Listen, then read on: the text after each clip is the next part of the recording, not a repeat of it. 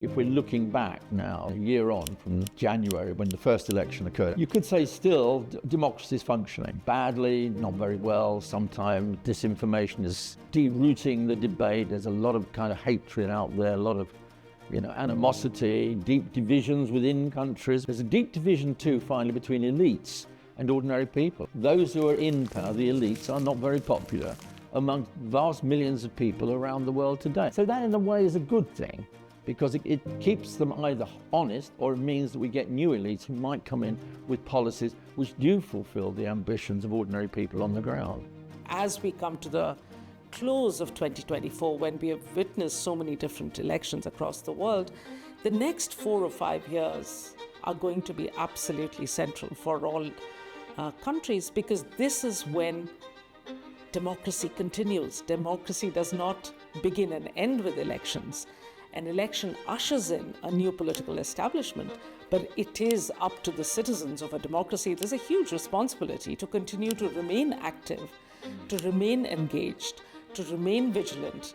Without that kind of active citizenship in between elections, democracy is meaningless. Dog that did not bark, and on this particular case, is China. Because, maybe one of the greatest threats that's going to come to established liberal democracies and democracies around the world isn't just what happens in their election. There's another model out there sitting in the wings, and not just in the wings now, it's playing a key role on the stage of history, and it's called China. And I think from the point of view of Western liberal democracies, in a way they've got to get their act together, because if they don't, they're finding, and are already finding in large parts of the global south, the great appeal of China, not because China's communist, but because China is successful and authoritarian and doesn't bother with elections. And I think over the next 5 years, just to add to what Mukulika has said, that is also going to be one of the great challenges going forward.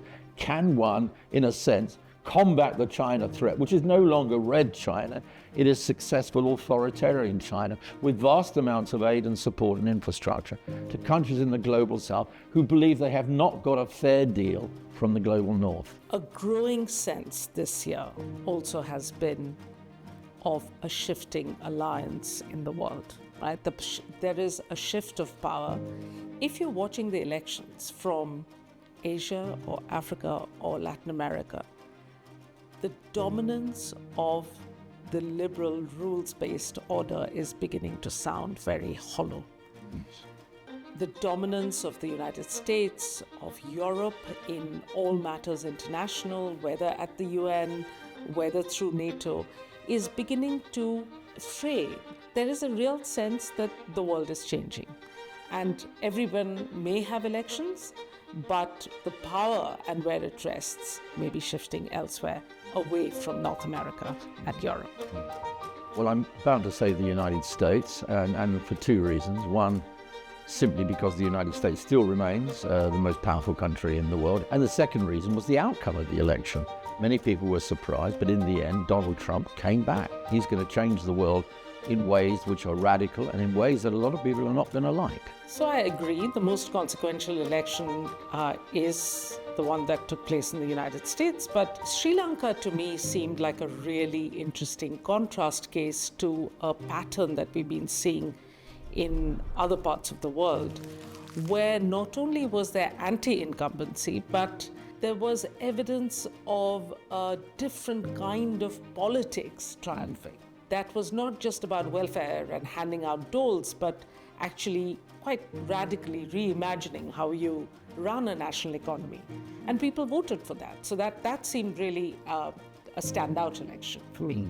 And if you want to kind of add to that, really, in terms of moving it away from the US, which is the obvious one, take the election earlier in the year in South Africa. The ANC has got a huge majority there.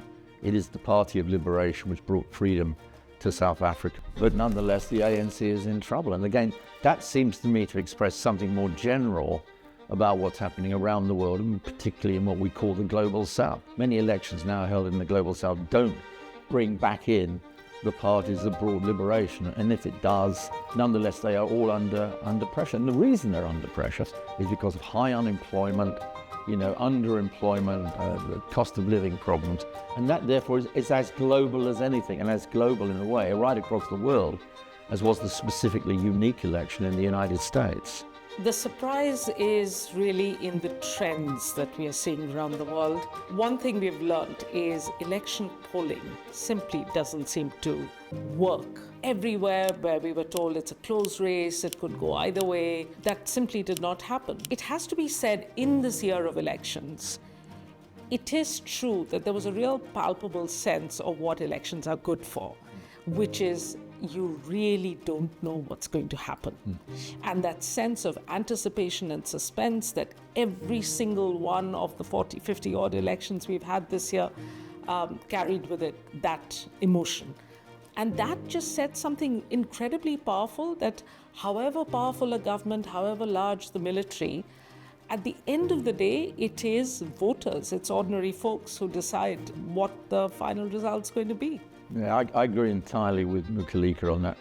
The great surprise is we're always surprised by the fact that elections don't go the way that the pollsters tell us they're going to go. It's been a great year for elections. It's actually been a great year for democracy, although it's not fashionable to say that. And I think it's also one thing that we do need to emphasize time and again on this whole question of elections. They are there to allow the people to speak, to vote.